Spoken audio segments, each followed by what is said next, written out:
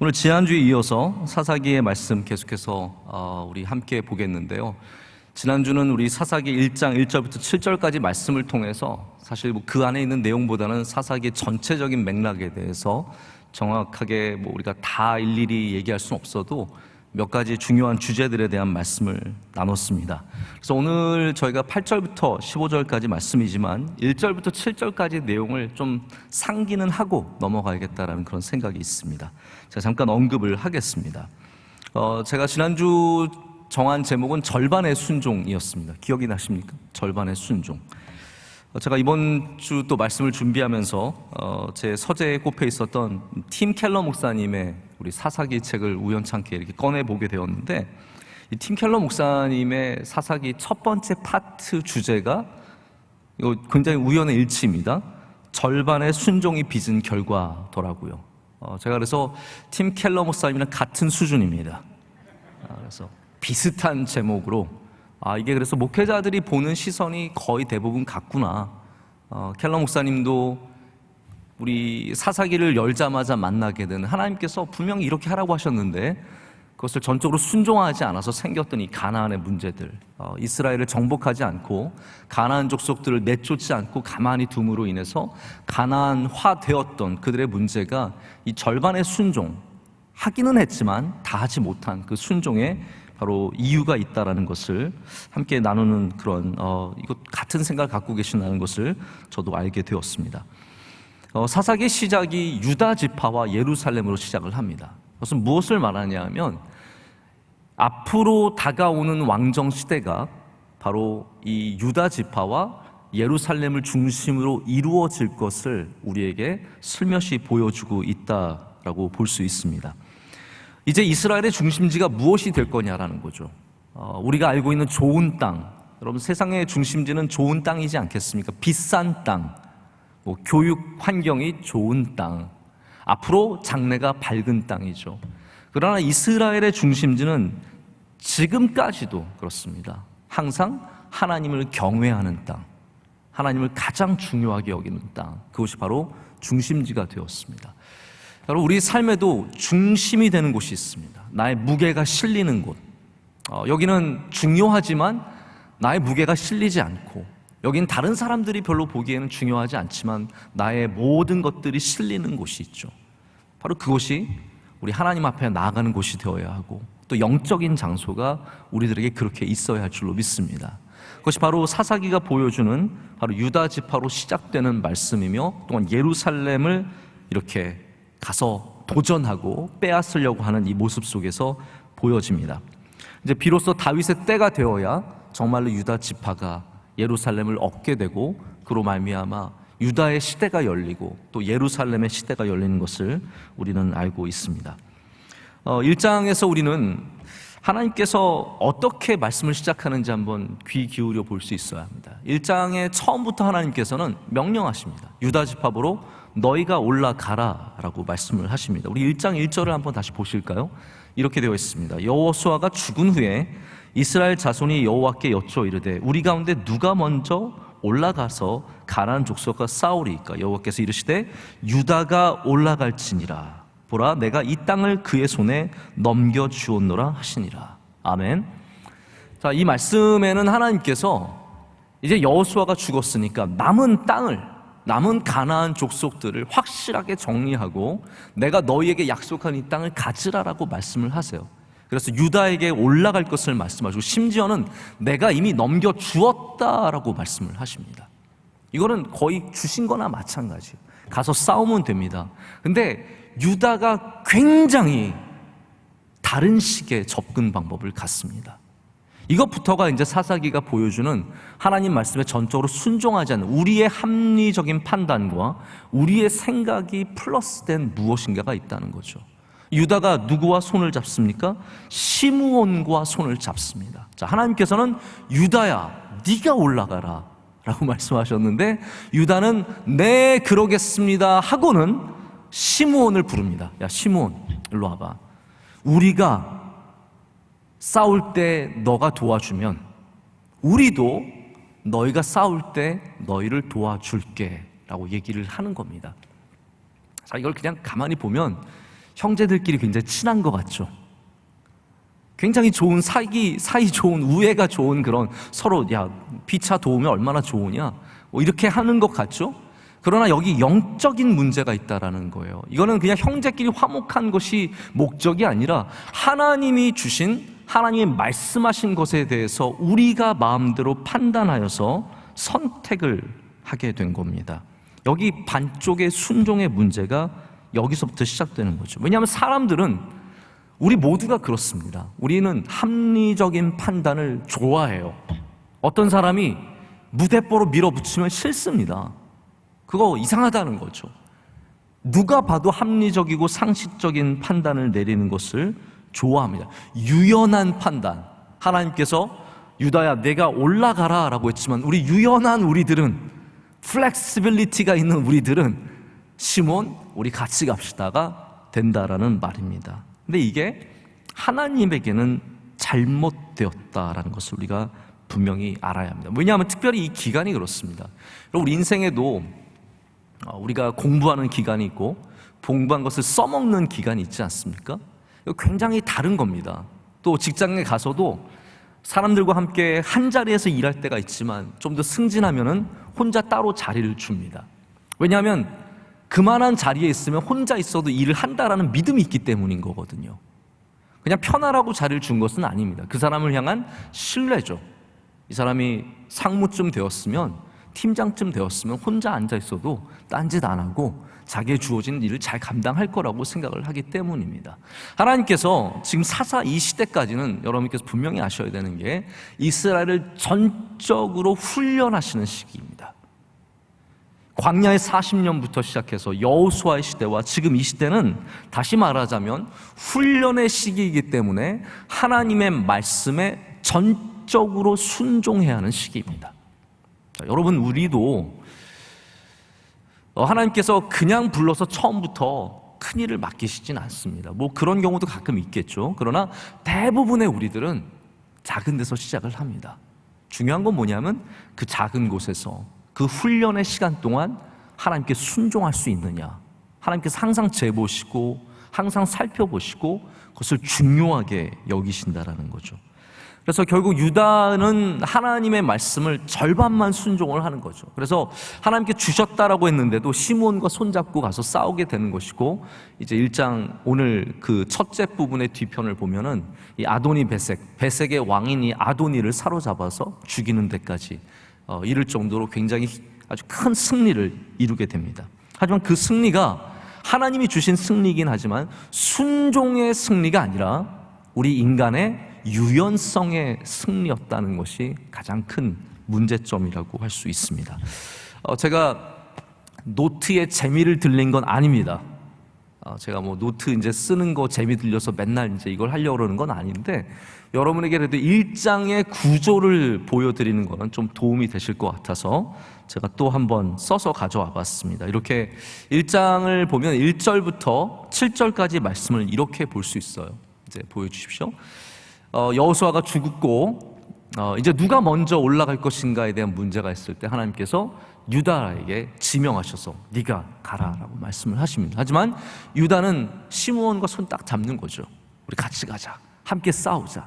이 아름다운 모습이 사실은 절반의 순종이라고 하는 함정이 있는 것입니다. 그리고 4절부터 7절까지는 우리 사사기에서 이제 계속해서 만나게 되는 잔인한 장면들, 제가 꼭 여러분께 말씀을 드리려고 해요.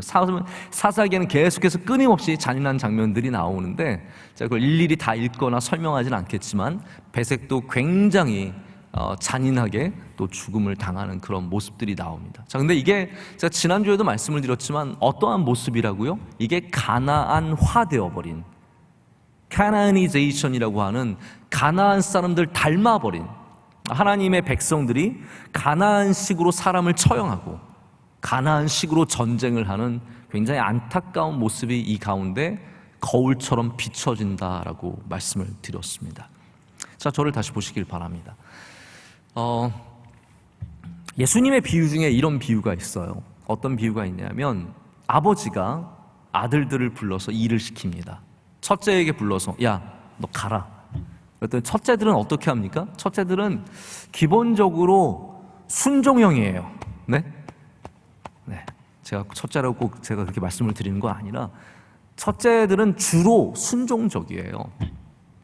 저희 아들들만 해도 그렇습니다. 저희 첫째 아들은요 정말 저에게 순종적이에요. 저희 셋째는 저를 잘 쳐다보지도 않습니다. 말을 듣는 거는 고사하고 이렇게 한마디 건네기가 쉽지 않습니다. 우리 첫째가 말을 참 잘 들어요. 그래서 네 한 겁니다. 둘째를 불러서 너 가라 그랬더니 둘째가 뭐라고 합니까? 아니요, 나 안 갈래요 그럽니다. 근데 문제는 다음이죠. 예수님께서 뭐라고 말씀하시냐면 첫째는 간다고 하고 안 가요. 그런데 둘째는 안 간다고 했지만 마음에 찔려요. 그래도 아버지가 말씀하셨는데 가야지 하면서 가게 됩니다. 저는 이 말씀이 이제 구원에 대한 말씀이에요. 유대인들에게 하나님께서 먼저 복음을 주시고 그들을 불러주셨지만 그들은 믿는 척하지만 결국 그 복음을 받아들이지 않죠.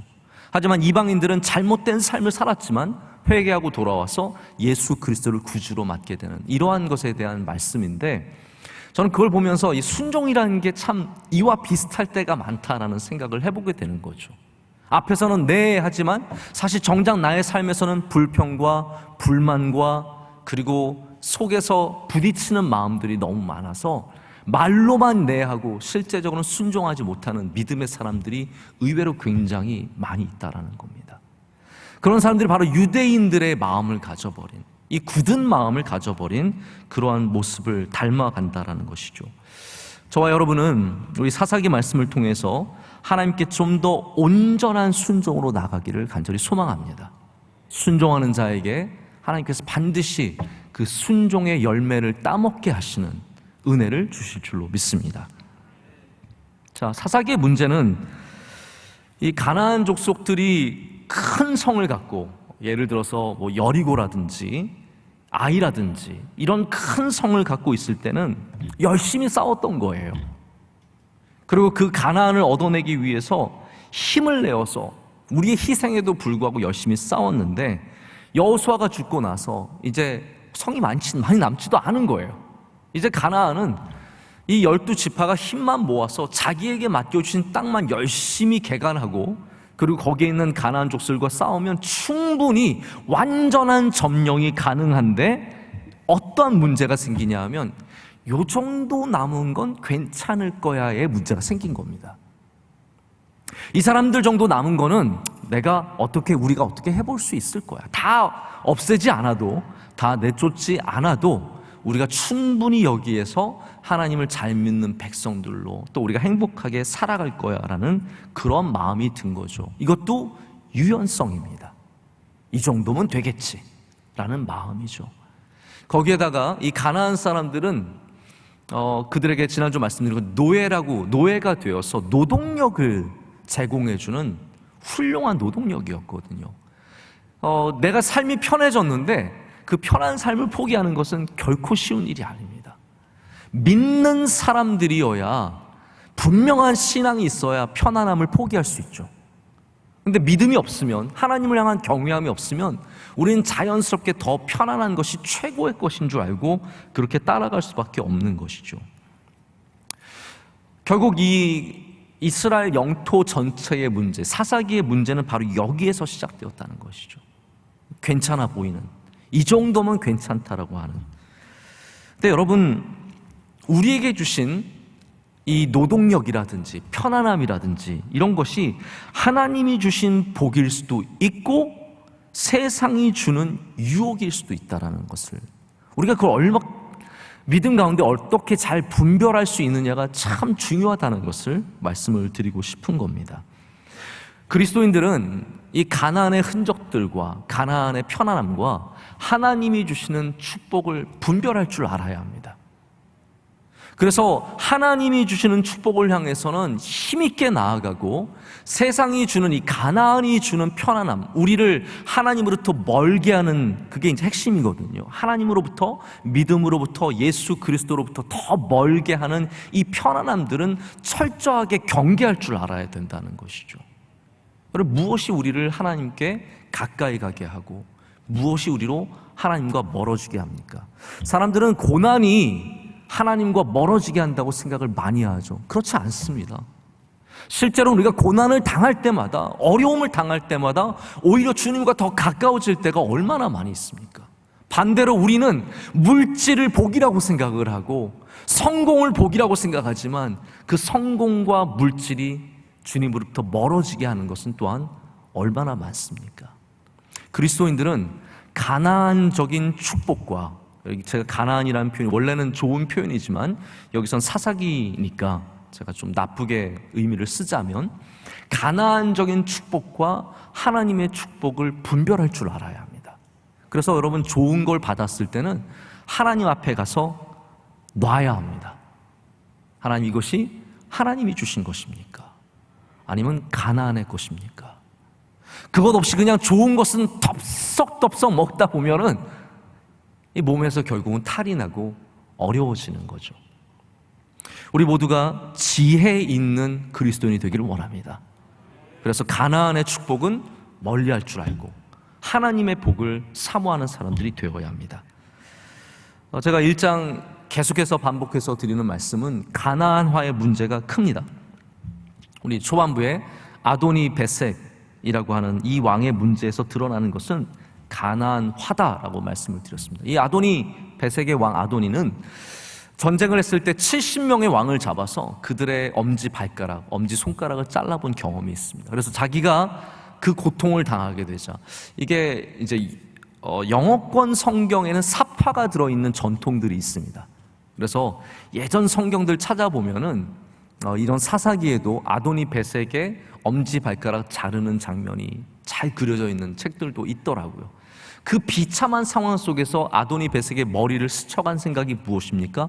아, 내가 이렇게 했더니 내가 이렇게 똑같이 당하는구나 라는 그런 고백을 하게 돼요. 근데 여러분, 여기 큰 문제 하나가 있습니다. 여기 숨겨져 있는 문제는 바로 이걸 누가 했냐라는 건데, 유다 족속들이 바로 하나님의 장자권을 갖고 있는, 이 이스라엘의 장자권을 갖고 있는 가장 하나님다워야 하는, 하나님을 닮아 있어야 하는 족속들이 가나안을 닮아서 아도니 베섹의 발가락을 가나안 사람처럼 쳤다라는 겁니다. 여러분, 유다 지파는 구별되어야 하잖아요. 할렐루야. 우리가 지금 지파 따질 때는 아닙니다. 우리 중에 누가 유다 지파며 누가 레위 지파겠습니까? 우린 다 그냥 하나님의 자녀들이죠. 믿으시기만 하면 하시기 바랍니다. 우린 다 하나님의 똑같은 자녀들이에요. 지파 없습니다. 우리 교회 안에서 음영부, 교육부, 우리가 봉사를 위해서 나눠져 있을 뿐이지 그것이 어떠한 다른 조직의 의미를 가져서는 절대로 안 되거든요. 근데 모든 우리들이 다 유다 지파가 되는 영적인 마음이 있어야 되는데, 우리 그 유다 지파의 가장 중요한 것은 얼마만큼 구별될 수 있느냐의 문제입니다. 우리가 세상에 물들지 말고 가나안에 산다고 가나안을 물들이는 것이 아니라, 가나안에 물드는 것이 아니라 우리가 가나안을 우리의 신앙으로 물들게 하는 능력을 가져야 합니다. 아마 여러분들도 이제 빨래를 하실 텐데요. 저는 지금도 제 세탁은 제가 합니다. 착하지 않습니까? 참, 제 세탁은 제가 모아가지고 늘 합니다. 저는 일찍부터 자취를 하면서 이제 어렸을 때부터 세탁을 했기 때문에 세탁이 굉장히 익숙해요.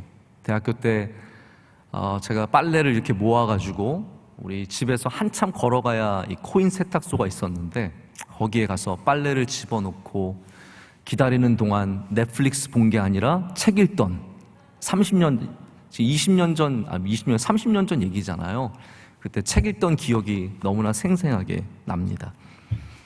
지금도 제가 결혼하고 나서도 제가 유학생활 하는 동안에도 빨래는 제가 했어요. 빨래를 하면은 생각보다 그렇게 많이 귀찮은 거 아닙니다. 잘 골라서 넣고, 그 다음에 이제 잘 널고, 그 다음에 마르면 이제 접어서 넣기만 하면 되는 거죠. 근데 빨래에 중요한 원리가 있습니다. 그게 무엇입니까? 자주 빤다, 물론 당연하죠. 여러분, 자주 빨아 입으시길 축복합니다. 너무 속옷 오래 입지 마시고, 원로 목사님은 참 아끼세요. 네. 정말 많이 아끼세요. 제가 자세하게 얘기하진 않겠습니다. 저도 이제 많이 자주 빨게 되는데, 정말 중요한 건 뭐냐면 흰옷과 색깔옷을 잘 구별해서 빨아야 되는 거예요. 이건 기초죠. 기본 중에 기본입니다. 색깔옷은 색깔옷대로, 흰옷은 흰옷대로. 근데 여러분, 색깔옷 중에서도 라벨을 잘 보셔야 돼요. 온도 몇 도에 빨아라. 그거 굉장히 중요한 겁니다. 그냥 신경질 난다고 뜨거운 물에 팔지 마시고 항상 라벨을 보시고 가장 적절한 온도를 찾아서 빨아야 돼요. 근데 가장 큰 문제는 뭐냐면 이염이 잘 되는 옷들이 있습니다. 옷에 적혀 있어요. 이염이 잘 되는 옷이라고. 그 말이 무슨 말입니까? 물이 잘 빠진다는 거예요. 그 염색한 물이 다른 곳에 쉽게 스며든다는 것이죠. 그런 애들은요, 하나 둘이라도 따로 빨아야 합니다. 귀찮다고 그냥 색깔옷에 넣어버리면 색깔옷 전체가 더 독특한 색깔이 되어서 나와요. 분명히 파란색이었는데 이상한 푸르팅팅한 파란색이 되어서 나온다든지, 초록색이었는데 약간 이거는 핑크빛이 도는 초록색이 되어서 나오는 경우가 있거든요. 모든 이런 이염이 잘 되는 것들은 분별할 줄 알아야 합니다. 하나님의 백성들은 세상에 물들지 않기 위해서 구별하는 것을 참 잘 배워야 합니다.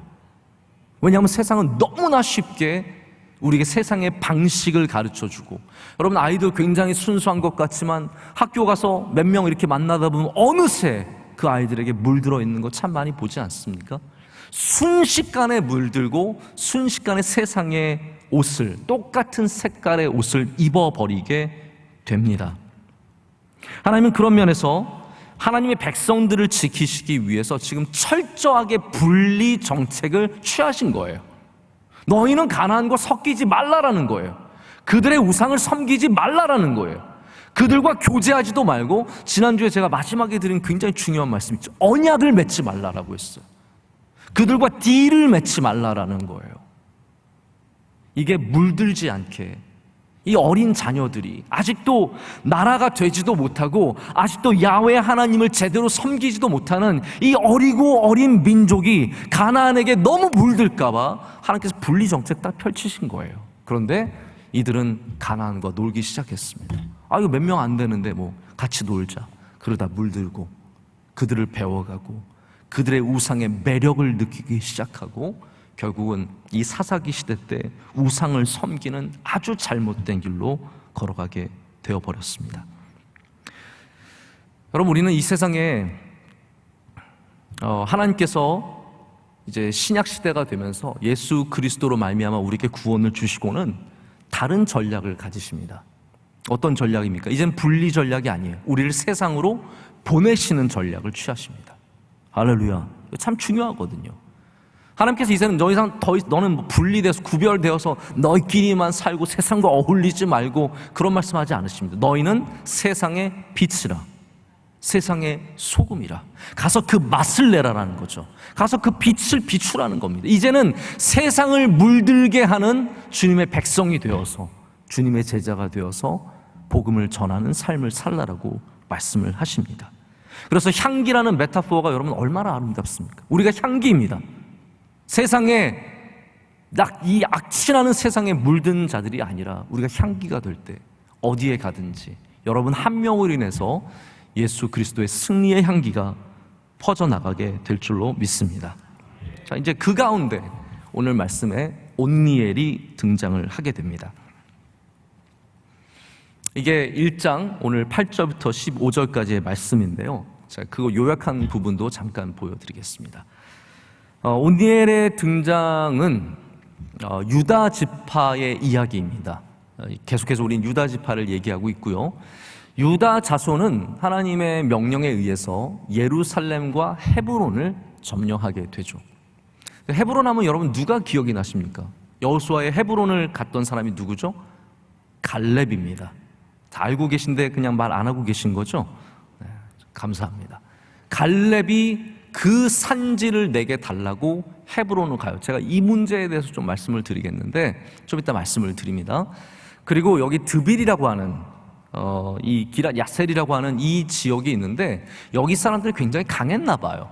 그래서 갈렙도 이 사람들을 쉽게 처리하지 못하는데 이 갈렙의 조카인, 갈렙의 아우의 아들인 이 온니엘이 가서 드빌을 정복합니다. 드빌을 정복하는 자에게 갈렙이 자기의 딸인 악사를 주게 됩니다. 그래서 악사와 온니엘이 결혼을 하게 되죠. 그리고 후반부 이야기는 뭐냐면 그 다음에 이 온니엘과 악사에게 땅을 줘요. 근데 이게 참 중요합니다. 이제 거기 지도 보셨죠, 여러분? 지도를 보면은 제가 일부러 출애굽 경로를 보여드렸어요. 출애굽은 밑에서 올라오는 게 아니라 저렇게 위에까지 올라온 다음에 길가를 건너가는 그 출애굽 경로가 있는데, 그리고 나서 이제 예루살렘과 헤브론과 드빌이 있습니다. 제가 밑에 네게브라고 적어놓은 게 있어요. 이제 저를 보십시오.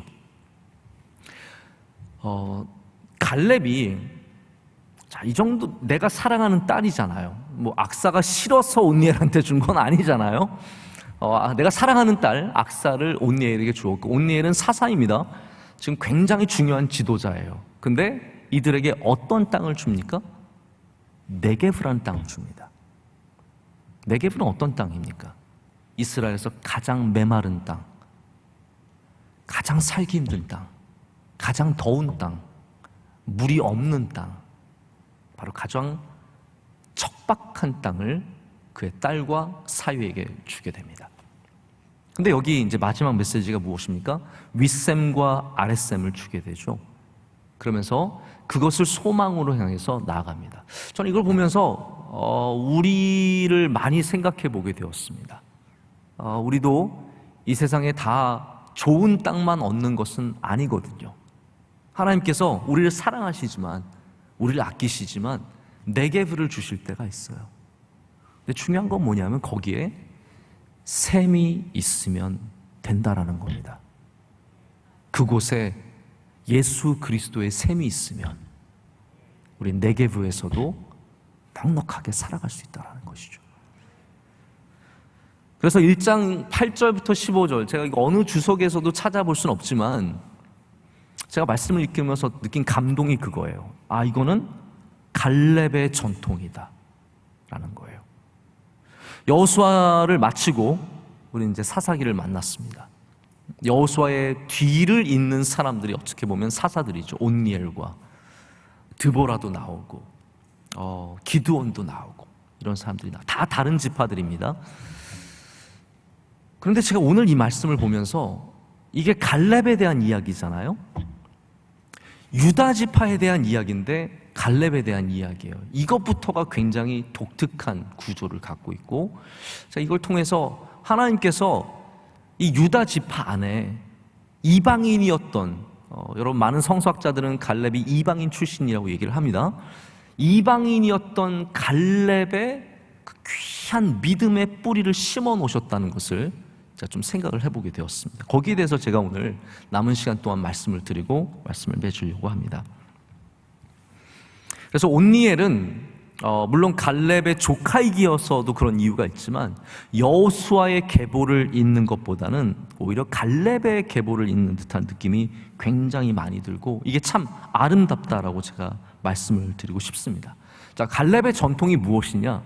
제가 한 2가지만 말씀을 드리려고요. 첫 번째는 뭐냐면 충성이에요. 할렐루야. 충성입니다. 여호수아가 충성 안 했다는 것이 아니라 성경에서 갈렙을 가장 아름답게 보는 시선이 갈렙의 충성이라는 거예요.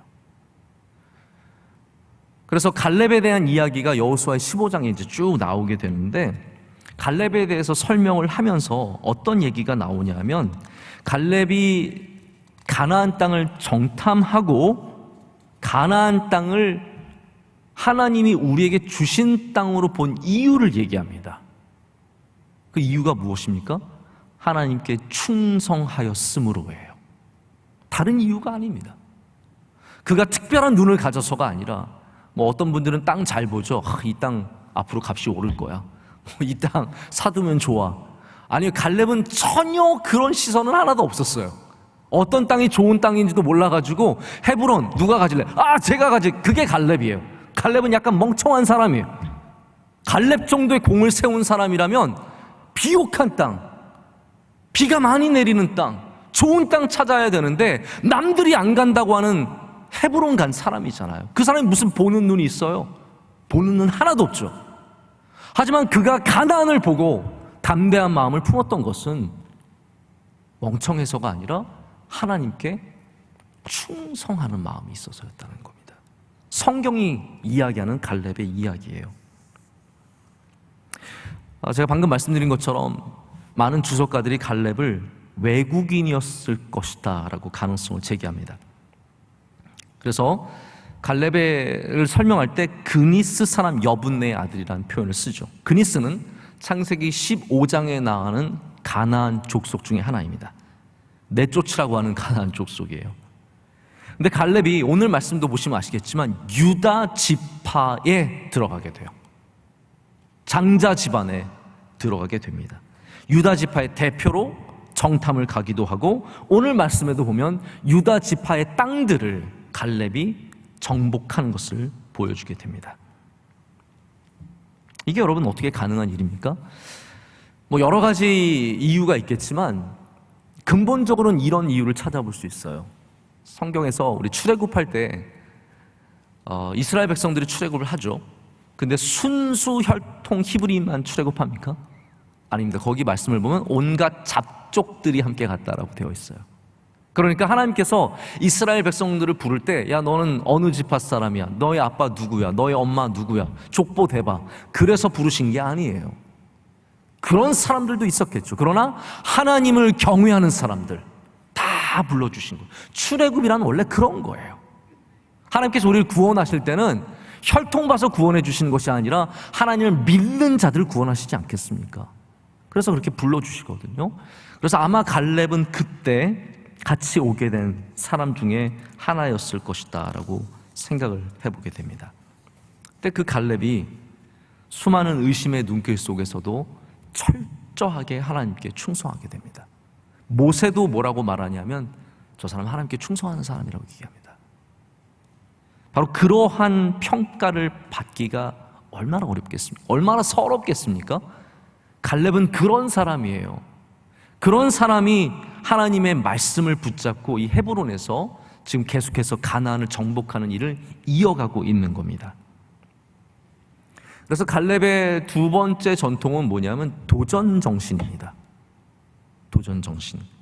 이게 지금 사사기에 처음에 나오는 온니엘에게서 숨겨져 있는 갈렙의 혈통의 모습 가운데 나타나는 겁니다. 제가 아까도 말씀드렸지만 갈렙이 험한 산지 헤브론을 요구하거든요. 80이 넘었는데 웬만한 사람들은 포기할 만한 땅 헤브론을 요구합니다. 나는 한 65세, 70세 됐으니까 이제는 접고 편하게 살아야지가 아니라 갈렙은 어려워도 힘들어도 남들이 안 가는 그 헤브론 땅을 요구합니다. 우리가 산을 운동 삼아서 다녀서 그렇죠. 산을 개간하려고 다녀보면 산은 전혀 다른 존재가 됩니다. 아름답지 않습니다. 이스라엘의 이 땅들이 저도 가봐서 조금은 알죠. 이 헤브론이라고 하는 지역이 아름다울 수도 있지만, 보는 것에 따라서 아름다울 수도 있지만 거긴 정말 최악의 장소가 될 수 있는 거예요. 원래 돈 많은 사람들이 언덕에 살아요. 돈 많은 사람들은 언덕에 살면서 돈 없는 사람들 밑에 어떻게 사는지 구경하는 거 좋아해요. 그래서 외국에도 보면 다 유명한 비싼 동네는 힐자가 들어가죠. 베벌리 힐스. 다 그런 데서, 유명한 데서 부자들이 거기에 살죠. 그러나 갈렙은 돈이 많아서 산지로 간 것이 아니라 어쩌면 아직까지도 유다 지파 안에서 그의 위치가 불안정했기 때문에 그는 좋은 땅이 아니라 이런 험한 땅을 아마 가졌을 수도 있을 거라는 생각을 갖습니다. 자, 그러면 나는 어렵게 살았으니까, 우리 부모님 마음들이 어떻습니까? 나는 어렵게 살았으니까 우리 자녀들은 편하게 사는 거, 그거 얼마나 좋은 겁니까? 나는 힘들게 학교 다녔으니까 너는 쉽게 다녀라. 나는 고생하면서 살았으니까 너는 좀 편하게 살아. 나는 못 먹고 살았으니까 너는 많이 먹고 살아라. 근데 갈렙은 그의 딸에게 무슨 땅을 준다고요? 네게브를 준다고요. 여러분, 못된 아빠 아닙니까? 참 매정한 아빠 아닙니까? 근데 여러분, 이게 제가 마음엔 그런 것 같아요.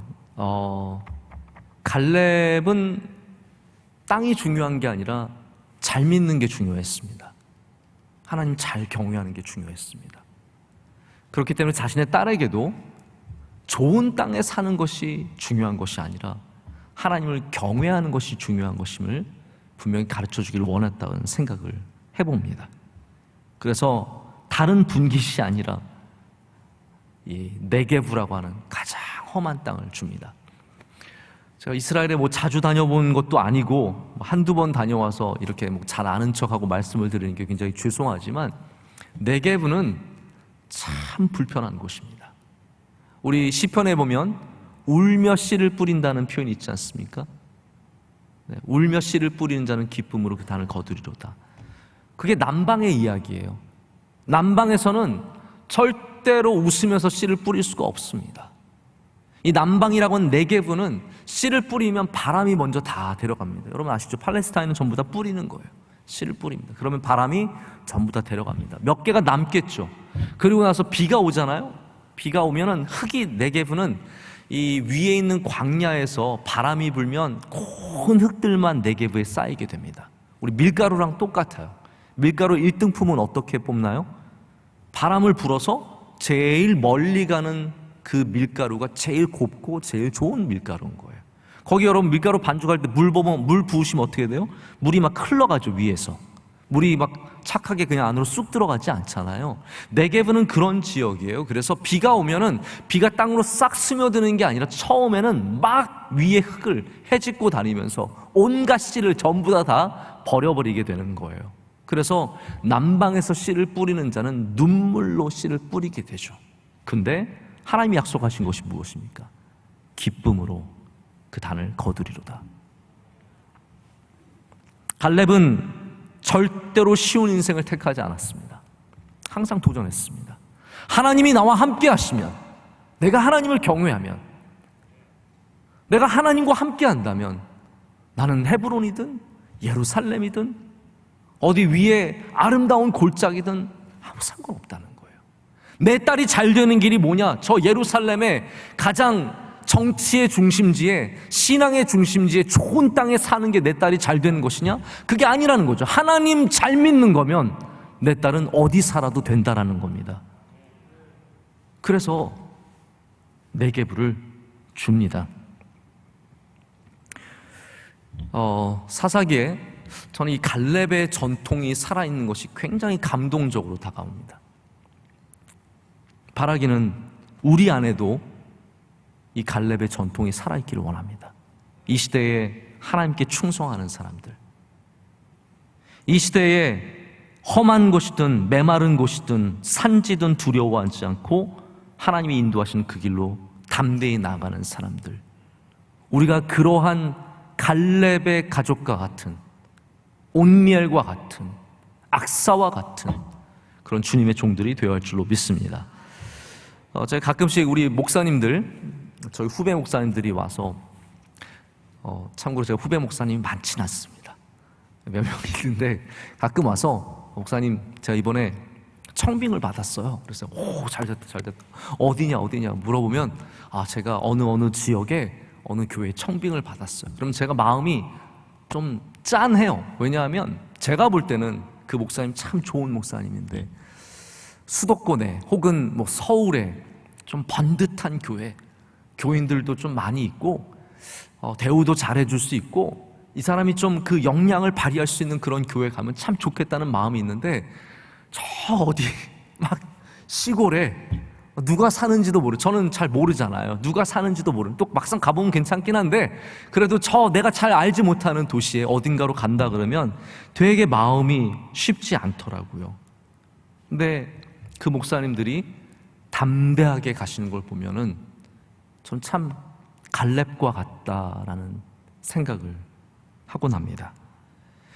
여러분 생각해 보십시오. 세상에 좋은 곳이 어디 있으며 쉬운 곳이 어디 있으며 우리의 성공을 보장해 주는 데가 어디 있습니까? 우리가 가져야 하는 전략은 오늘 낮에 말씀드린 것처럼 예수님과 함께 가는 전략입니다. 그러면 네게브든 헤브론이든 저 위에 다른 동네든 모든 곳에서 하나님께서 샘을 열어주시고 그 땅 가운데 여러분으로 경작하며 열매를 맺는 은혜를 주실 줄로 믿습니다. 우리 명성교회 얘기를 제가 안 할 수가 없는데, 우리 명일동은 뭐 지금도 그렇지만 인기가 많은 동네는 아니잖아요. 저는 가끔 명일동 아는 분 있으면 되게 반갑더라고요. 명일동 아세요? 어떻게 아세요? 나밖에 모르는 줄 알았는데, 그런 말을 할 정도로 우리 명일동은 서울 안에서도 많이 알려진 동네는 아니죠. 게다가 우리 성전을 처음 지을 때도 전에도 한번 말씀드린 적이 있지만 우리 사거리에서 못 졌어요. 명일동 사거리에 그 좋은 우리가 원했던 땅. 저는 아직 중학생 때인데 그때 제가 통곡을 했던 것 같아요. 왜 그 땅에 우리가 못 들어가고, 지금 성덕 그 중고등학교 그 바로 앞에 있는 땅인데 우리가 거기를 갔어야 되는데 거기 다른 교회가 세워지는 바람에 우리가 밀려가지고 여기까지 온 게 된 거거든요. 그때 저는 우리 이제 끝났다. 이제 우리 명석교회 이제 여기 진흙탕에다 집 짓고, 그때 여기 완전 진흙밭이었어요. 여기 다 밭이었고 뭐 교회 한번 오면 진흙 떼고 들어가느라고 정신이 없을 정도로 정말 형편없는 땅이었거든요. 아, 우리는 이제 여기서 그냥 이렇게 하나보다. 근데 그게 아니었죠. 하나님이 함께 하시면 거기가 예루살렘입니다. 하나님이 함께 하시면 거기가 가장 복된 장소입니다. 그래서 헤브론도 네게부도 결국은 하나님이 주시는 샘물이 있으면 아무 문제가 없는 거예요. 그래서 지금 이 악사가 아버지께 구하는 게 뭐예요? 샘물을 주소서. 내게 샘물을 주소서. 샘물을 달라고 간청을 하게 됩니다. 이 나귀에서 내렸다는 말은 너무 중요해서 간청하기 위해서 내린 겁니다. 그래서 사사기에 우리 의외의 주제가 하나 있는데요. 그게 뭐냐면 은혜예요. 여러분 꼭 아셨으면 좋겠습니다. 하나님의 은혜가 사사기를 읽는 중요한 렌즈 중에 하나입니다. 왜냐하면 사사기에 나오는 이스라엘 사람들은 구원받을 자격이 하나도 없어요. 완전히 망가져 버렸어요. 게다가 그들은 은혜를 구하지도 않아요. 최소한 도와달라고 막 외치고 뭐 달라고 그래야 되잖아요. 근데 그것도 아니에요. 더 악한 거는요, 은혜를 받은 다음에도 감사할 줄 몰라요. 이게 사사기에 나오는 이스라엘 사람들의 특징입니다. 은혜를 모르고 은혜를 구하지도 않고 은혜에 감사하지도 않아요. 근데 하나님의 은혜는 무엇입니까? 그런 자들에게 은혜를 베풀어 주신다는 거예요. 하나님의 은혜가 놀라운 거죠. 그래서 사사기는 궁극적으로 이 죄인들에게 하나님께서 넘치는 은혜를 부어주시는 것을 우리에게 보여주고 있습니다. 저는 마지막 이 윗셈과 아랫셈을 주는 이 갈렙의 모습에서 하나님의 은혜를 떠올려 보게 됩니다. 악사는 그냥 셈 하나 달라고 한 건데, 셈 달라고 한 건데, 구하지도 않았던 두 개의 셈을, 윗셈과 아랫셈을 갈렙이 주게 됩니다. 여러분, 이게 은혜가 아니겠습니까? 우리 하나님 하나만 주세요. 두 개 주시고, 갑절의 은혜를 주시고, 이번만 용서해 주세요. 또 용서해 주시고, 하나님 이번만 꼭 살려주세요. 또 살려주시고, 하나님께서 우리에게 갑절의 은혜를 주실 때가 얼마나 많은지 모릅니다. 저는 이제 10년 만에 우리 영민이 첫째를 낳고 나서, 야, 이렇게 힘들게 아들을 얻었으니, 이렇게 자녀를 얻었으니 이제 만족한다. 나는 한 명이면 충분해. 또 영민이 보면요, 하나로 충분해. 더 이상 키울 힘이 없어요. 너무 에너제틱하고. 그래서 얘면 충분하다고 생각했는데, 저희는 뭐 10년 동안 아이를 못 가졌으니까 당연히 둘째는 생각도 안 했는데 하나님께서 더블로 주시는 거예요. 셋째는요, 절대로 생각을 못 해봤습니다. 근데 셋째까지 주셨잖아요. 넷째는 안 가집니다. 걱정하지 마십시오. 저는 하나님의 은혜가 우리가 은혜를 구하는 것을 멈춘 장소에서도 하나님의 은혜는 계속되어 간다는 믿음이 있습니다. 이 정도면 충분하다라고 외치는 곳에서도 하나님은 더 바가지를 들고 주시는 마음을 갖고 계시는 거죠. 심지어는 우리가 구하지도 않은 것, 어떻게 구해야 되는지 알지도 못하는 것, 그런 거 있잖아요. 내가 내 인생에 뭘 구해야 되는지 모르는 사람들이 얼마나 많은데요. 이상한 거 헛된 것만 구하는 거 많잖아요. 그래서 내가 구하지 않은 것을 주신 것이 은혜예요. 하나님께서 우리에게 가장 좋은 것을 주시기 때문에, 내게 좋은 것을 주시기 위해서 윗셈과 아랫셈을 이렇게 주시는 거죠. 말씀을 맺겠습니다. 오늘 우리 월드비전과의 행사도 있기 때문에 제가 평소보다 한 1분 정도 더 짧게 말씀을 맺게 되는 것 같습니다. 1분은 아니고 한 10분 정도 짧게 말씀을 맺습니다. 여러분, 네게브라는 땅은 굉장히 넓은 땅입니다. 그런데 어떠한 땅이든 우리의 고백은 그것이 되어야 합니다. 셈 없이는 살아갈 수 없다라는 것. 어떠한 땅이든 셈 없이는 살아갈 수 없습니다. 여러분의 땅을 한번 돌아보십시오. 여러분의 가정, 여러분의 기업, 여러분의 건강, 여러분의 삶, 여러분의 꿈, 우리의 가진 모든 것들, 그게 다 땅이죠. 거기에 셈이 없다면 그 땅이 아무리 좋아도 우린 절대로 살아낼 수가 없습니다. 오늘 이 시간, 그래서 우리 마지막으로 우리 삶에 다시 윗셈과 아랫셈이 되어주시는 예수 그리스도를 회복하기를 간절히 소망합니다. 그분이 우리의 삶에 셈이 되어주실 때 네게브에 있을지라도 복이 있고, 헤브론에 있을지라도 복이 있고, 예루살렘에 있을지라도 복이 있는 그런 복된 주님의 백성들이 될 줄로 믿습니다.